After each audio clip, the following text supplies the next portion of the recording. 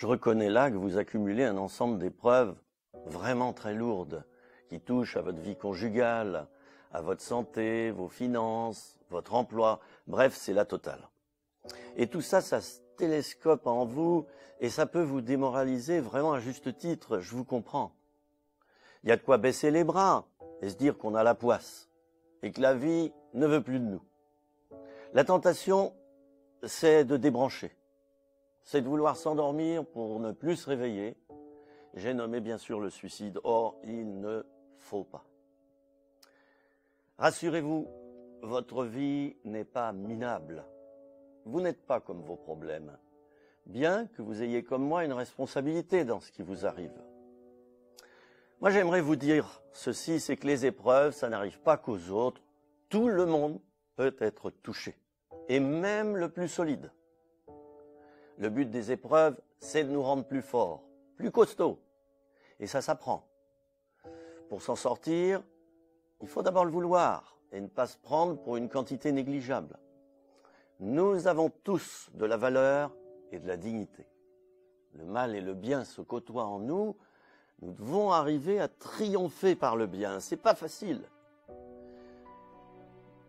Écoutez-moi bien. Premier point donc. On ne peut pas s'en sortir seul. On a besoin d'un entourage. On a besoin d'amis compréhensifs qui nous encouragent et nous donnent de bons conseils. Est-ce que vous êtes isolé? Alors ne restez pas comme ça. Essayez de répertorier quelques amis fidèles qui resteront proches de vous et vous donneront de bons conseils.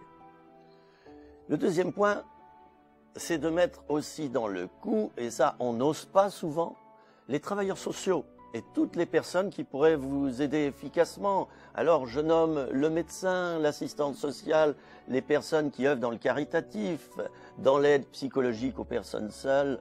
Bref, il y a tellement de personnes qui peuvent vous aider. Enclenchez la machine administrative également.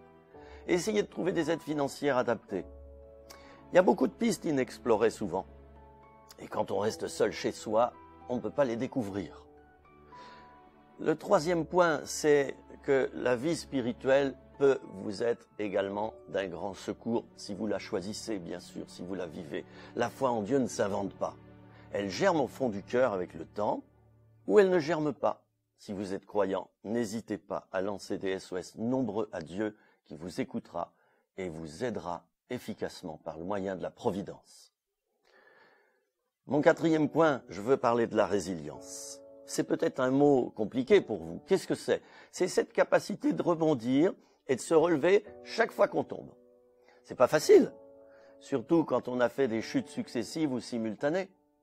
Il faut essayer à tout prix de se rétablir et de garder le cap. Mon cinquième point, c'est que vous puissiez commencer par la recherche d'emploi. C'est primordial, car sans activité, on ne peut que déprimer. J'y suis passé, je sais ce que c'est. Ciblez au maximum votre recherche d'emploi. Mais oui, travail intérimaire, envoi de CV, recherche au Pôle emploi. Même si ça a déjà été fait, renouvelez vos recherches, persévérez encore et toujours. Mais oui, un clou ne s'enfonce pas en une seule fois, vous le savez. Et puis, rencontrez régulièrement votre assistante sociale de quartier. Elle est là pour élaborer avec vous de nouveaux projets, de nouvelles perspectives. Et elle connaît toutes les lois, les dernières lois. À force de chercher, les mois s'écoulent, c'est vrai. Mais on trouve quelque chose à la longue. Cette personne saura vous orienter vers de nouvelles aides financières, si vous êtes en fin de droit des assédiques, par exemple. Si vous êtes en faillite d'entreprise, allez frapper à la porte d'organismes de conseil, ils vous donneront des pistes. Quand la vie nous joue des tours, nous devons jouer un tour à la vie. Ne pas nous croire des pestiférés et essayer à tout prix de nous relever. Évidemment, la patience est nécessaire, mais oui, car un relèvement, ça prend du temps. Demandez ça à votre kiné. Il faut parfois des années avant de voir de grands progrès chez certains grands traumatisés. Alors, un autre conseil, faites aussi en parallèle, et si vous le pouvez, un travail sur vous-même. Nous avons tous, moi y compris, des choses à changer dans notre vie, qui nous ont poussés vers l'échec. Et comme disait Winston Churchill, le succès, c'est d'aller d'échec en échec sans jamais perdre son enthousiasme. Dont acte, et surtout, et en conclusion, gardez l'espérance en fixant de votre regard la ligne d'horizon le plus loin possible.